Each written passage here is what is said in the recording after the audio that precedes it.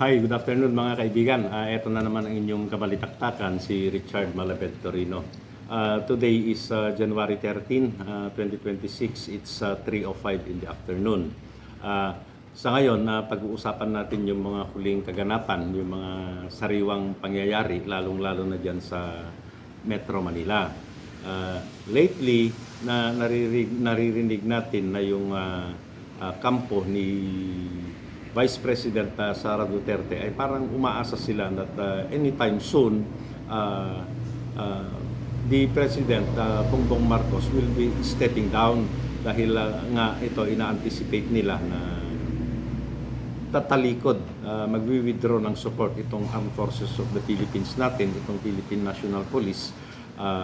They will withdraw their support dito sa Commander-in-Chief, and then eventually they will switch side dyan sa kampo ni Sara that will pave way for the stepping down of the incumbent president, and then eventually VP Sara will become the president of this republic. Ito yung inaasahan nilang mangyayari anytime soon. Kung narinig ninyo o napanood ninyo yung press conference ni Ginoong Chavik Singson, parang yun din yung direction, yun din yung essence ng kanyang sinasabi na pag nag-aklas itong mga mamamayan, lalong-lalo na pag nagtagumpay yung kanyang paanyaya dito sa ating mga kabataan, particularly itong mga estudyante natin, and then sasabayan yan ng withdrawal of support from the Armed Forces of the Philippines and the Philippine National Police, magko-collapse nga naman yung presidency ni BBM, and then kagaya nung nabanggit natin kanina, the Vice President will be taking over. At ang premise nila ganito, yung Armed Forces of the Philippines nag-withdraw ng support noong 1986, kaya ilang araw lang napalitan yung presidente natin. And they're using the same premise na noong 2001, dahil nag-withdraw ng support yung Armed Forces of the Philippines at Philippine National Police, inalis nila yung suporta nila doon sa incumbent president, kaya napalitan yung president na yan at pumalit ang bagong presidente. Okay, just for the education, for the information of those hindi na nakaumabot or hindi na nabalitaan yung nangyari diyan. Ganito, yung 1986 na-depose si President Ferdinand Edrelin Marcos, kaya naging presidente natin diyan si Ginang Corazon Cojuangco Aquino. And nung 2001, na-depose itong si Joseph Estrada, at ang pumalit sa kanya ay ang kanyang vice-presidente, naging presidente natin si Mrs. Gloria Macapagal Arroyo. At yun ngayon ang ginagamit nitong kampo ni VP Sara na parang example. Ito yung premise nila na mag-defect lang yung Philippine National Police, yung Armed Forces of the Philippines, and then mawawala yung presidente at papalit din yung vice president. Yun yung ginagamit nilang premise. At from what I see, from what I observed, parang they seem to be very optimistic, very sure, dead sure sila na talagang mangyayari ito at anytime soon. Yun yung pronouncement ng iba dyan. Okay, ganito yan mga kaibigan. Let's do this in a very short way. Magkakaiba kasi yung sitwasyon ng 1986, that's EDSA 1, kumpara din sa sitwasyon noong 2001, that's EDSA 2. At yung sitwasyon natin ngayon 2026, unang-una, hindi tama na sabihin natin na exactly nag-withdraw ng support yung Armed Forces of the Philippines noong 1986. As a matter of fact, yung grupo ni Juan Ponce Enrile, nag-start yung 1986, yung EDSA Revolution, 1986, nag-start yan dahil yung grupo ni Enrile, they will be arrested. Ma-aresto sila, and who will arrest them? Yeah, it's the government forces led by then the Chief of Staff, General Fabian Ber. Ganito kasi yan. As early as 1982, hindi nababalita ito, pero anyway, yung mga particularly yung mga buhay pa na nasaan, lalo na yung mga colonels at mga lieutenant colonels noon as early as 1982, may plano na kasi itong sina Juan Ponce Enrile na pabagsakin si Ferdinand Marcos as early as 1982. Yes, totoo yan. Kung bakit yan ay hindi natin alam. Alam natin yung ibang dahilan, pero it's a very long discussion. Bukas na yan, pag pinag-usapan natin yan. So that in 1986, nung matunugan yan ni President Ferdinand Edralin Marcos, doon siya nag-decide na aarestuhin si Juan Ponce Enrile and company. Ganito yun. Kasi bakit humantong sa ganun? Matalik na magkaibigan ito. Dumating yung time na from the Ministry of Justice, kasi naging Minister of Justice si Juan Ponce Enrile, naging Minister din yan ng Finance, bago eventually naging Minister of National Defense. Ganito yon. At 2 o 3 yung factors. Pag-usapan na natin yan para klaro tayo na pumunta pag i-compare natin sa sitwasyon ngayon natin dito sa 2026. In the passage of time, yung mga kapangyarihan ni Enrile, sobrang kapangyarihan. When he was the Minister of National Defense, unti-unting nawawala yan at inililipat kay the then Chief of Staff, Fabian Ber. So, para sa isang Minister of National Defense na unti-unting inaalisan ka ng kapangyarihan, napakaraming kapangyarihan, inililipat yan sa Chief of Staff ng Armed Forces of the Philippines, nakakasama ng loob. Okay, on the other hand, meron ding hidwaan itong grupo ni General Ber, who is the Chief of Staff, at itong grupo ni Fidel Valdez Ramos, ni General Ramos at that time, siya yung CGPC, the Commanding General of the Philippine Constabulary, and at the same time, the Director General of the Integrated National Police. May hidwaan din sila ni Ber. At yung ibang members ng graduate ng Philippine Military Academy. To put it shortly, ganito yon, yung hidwaan dyan sa loob ng Armed Forces of the Philippines noon. Alam nyo, 2 grupo kasi yung top brass ng Armed Forces natin under the presidency of Ferdinand Edralin Marcos. Isang galing sa Philippine Military Academy, isang grupo yan, at isang grupo na galing dyan sa University of the Philippines. Ito yon. Si Fabian Ber is from the University of the Philippines, Vanguard to. He's a product of the Reserve Officers Training Corps, or OTC ito. At naging Chief of Staff siya. Ito naman si FDR, galing ng West Point, at ang mga kasama niya, mas malapit sa kanya, yung mga graduate ng Philippine Military Academy. Ang hidwaan nila talaga dyan is number 1, overstaying na sina General Ber. Meaning to say, pag may overstaying, hindi na umaalis sa pwesto yung grupo ni na General Ber, apektado yung vertical promotion ng mga galing sa Philippine Military Academy, particularly yung mga junior officers at the time. So, wag na nating i-belabor, wag na nating gawing mahaba yung discussion na yon. So, there was a rift in the top brass of the Armed Forces of the Philippines at the time. Because of that, hindi nagkakaintindihan yung mga generals and the top brass of the AFP na nanggaling sa ROTC, the Vanguard, the University of the Philippines, at yung mga officers natin sa Armed Forces of the Philippines na galing naman dyan sa Philippine Military Academy. So, yung 1986 na yan, nung natunugan na ng grupo ni Juan Ponce Enrile, na arestuhin sila ng grupo ni General Fabian Ber, they put up a resistance. Hindi sila susuko. Ang plano nila, they will fight it out. And then, dahil kokonti sila, mapalakas nila yung pwersa nila, lumipat sila, pumunta sila dyan sa Camp Crame para they will merge. Mag-consolidate sila ng forces ni General Fidel Valdez Ramos. Yung maliit na pwersa nila, pag pinagsama nila, lalakas nga naman. And then, walang signs na magsusurrender itong grupo, pinag-isang grupo ni Juan Ponce Enrile at ni Fidel Valdez Ramos. As a matter of fact, hindi naman sila lalaban, pero they were buying time siguro to negotiate for something. Pero at the time, very decisive kasi itong si General Fabian Ber to get them, to arrest them. So ang nangyari dyan, nanawagan itong si Juan Ponce Enrile kay Jaime Cardinal Sin. Siya yung talagang pinuno ng Roman Catholic Church upang magdala ng tao dyan sa EDSA to delay or to block the arresting forces of General Ber para sa ganon, hindi nila basta-basta makuha yung grupo ni Senator Juan Ponce Enrile at ni Fidel Valdez Ramos. At yung panawagan ni Cardinal Sin dyan, hindi lang naman yung mga parishioners, hindi lang naman yung mga taong simbahan ang rumesponde dyan sa pagtawag ni Jaime Cardinal Sin na pupunta ang tao dyan sa EDSA. Pumunta dyan yung ating mga businessman, pumunta sa atin dyan yung mga journalist, yung mga tao sa academe, napakadaming estudyante at ordinaryong Filipino. They flock, tagtungo sila dyan sa EDSA.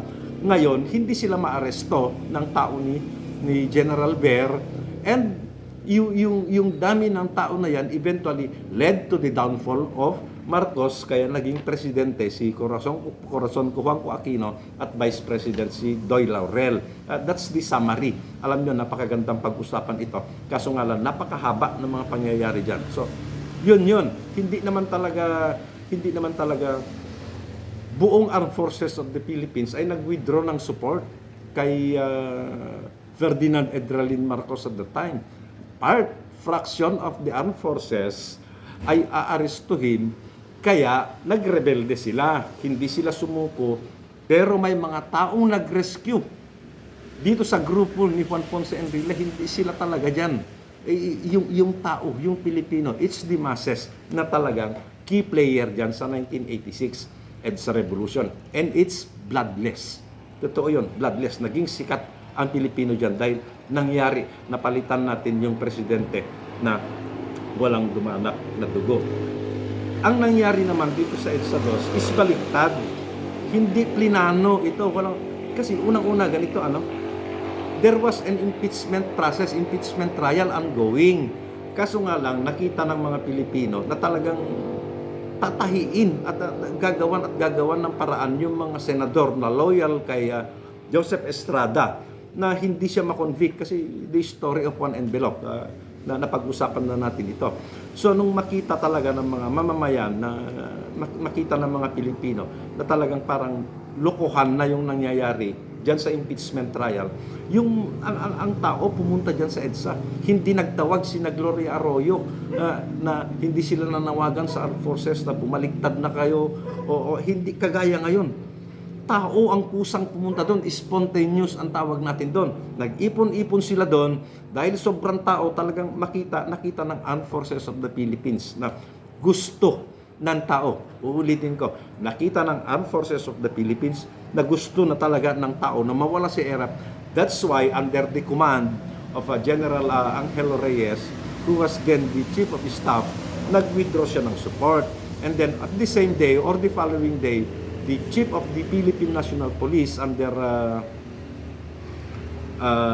General Ping Lacson, si Senator Lacson ngayon, nag-withdraw din ng support. So ang nangyari, nawalan ng sundalo, nawalan ng pulis sa ERAP, definitely wala na yan. Ano pa ilalaban niya?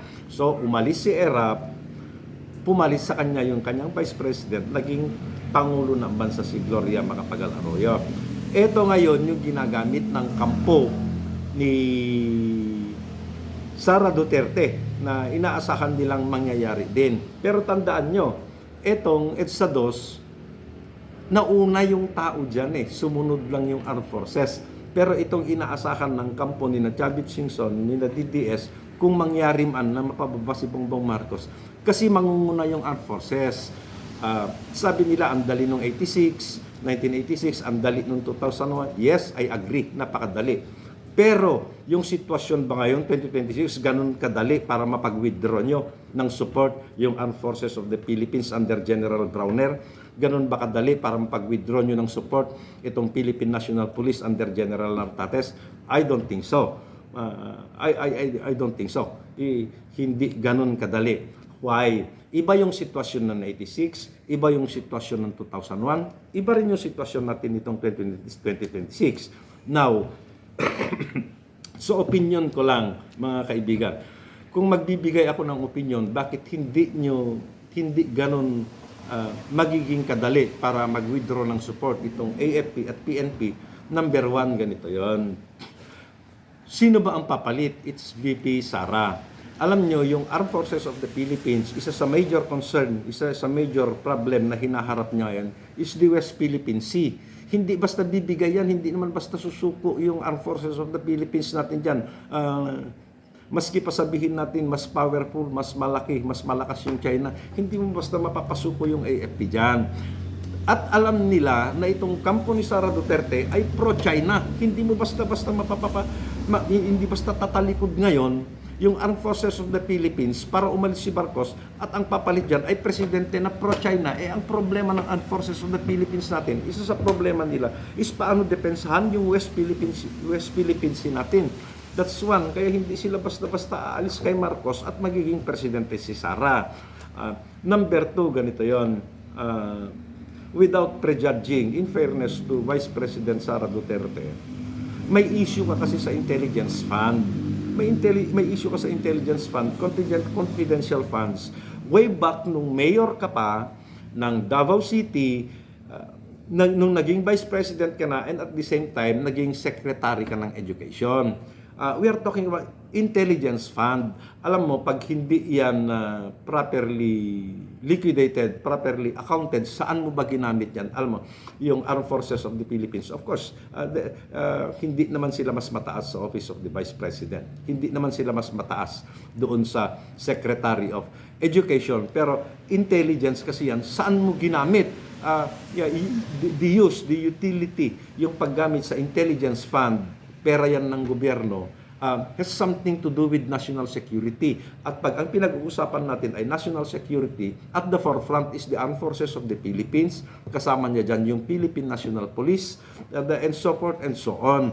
So, meron silang agam-agam, may pagdadalawang isip ang mga yan na aalis, na mag-withdraw ng support kay PBBM kasi ang papalit yung Vice President na ayaw niyang ipaliwanag kung saan niya ginamit ang milyon-milyon na intelligence fund. Number two, yung family kasi ni VP Sara, they're shrouded with accusations of fraud, of corruption. Paano naman nila susuportahan? Paano naman gagawa yung AFP ng isang desisyon na ang papalit, ang pamilya na pupunta dyan sa Malacanang ay isa dyan, ang kapatid na magiging president ay allegedly member ng Chinese triad. Paano nila susuportahan naman yung isang desisyon na magdadala kay VP Sara dyan sa Malacanang? Nai-involve siya sa dyan sa yung magnetic lifter na apparently may kargang 6 point something billion of shabu. At may mga nagsasabi pa na hindi lang naman yun yung una, hindi lang naman yun yung huli. The Armed Forces of the Philippines, magdadalawang isip sila na susuporta sa presidente, sa isang vice president na maging president na nai-involve sa ganitong mga ganitong anomalya. Nandyan yung allegations na yung presidency mo yung vice presidency mo ay supported by drug money. Yung bid mo for vice presidency was supported by a crime syndicate from China. Yung presidency mo was supported by people from China with criminal records, and so forth and so on. Ang daming factors na present ngayon, nawala naman noong 1986, ang daming factors na present ngayon, nawala naman dun sa 2001. At the same time, ang ginamit na isang dahilan na ginamit noong 1986 is yung dinaya ni Marcos yung snap election. That's February 7, 1986, yung snap election. At eto naman, kay Erap kasi, directly siya yung implicated na because of the tobacco excise tax, because of gambling, because of misuse of government fund, pagpagawa ng mansion, pagbili ng luxury cars, direkta na may ini-implicate yung president. At dito sa 2026, hindi naman directly implicated si BBM sa anumang kaso pa, kundi puro haka-haka lang galing dito sa kampo ni Vice President Sara Duterte. So, ang tingin ko dyan, hindi nyo basta-basta. Maari, hindi ko sinasabing hindi. Pero it will not be that easy for the Armed Forces of the Philippines and the Philippine National Police to withdraw their support dyan kay BBM as compared noong 1986 at noong 2001. Ano't ano pa man, eto tayo mga kababayan, maging mahinahon tayo, maging mapagmasid tayo, at both camps dito sa mga kampo ni BBM, dito sa kampo ni BP Sara, yung mga DDS natin, pwede ba ipaubaya na lang natin ito dito sa tamang proseso. Kung naghahangad tayo na mapalitan yung presidente natin, two things, pa-impeach natin dun sa paraan na pinapayagan ng ating saligang batas ng ating constitution, pa-impeach natin, kasuhan natin siya, or let's wait for 2028. Yun lang muna, ipagpapatuloy natin ang talakayan na ito sa mga susunod na araw. Magandang hapon po sa inyong lahat. Maraming salamat.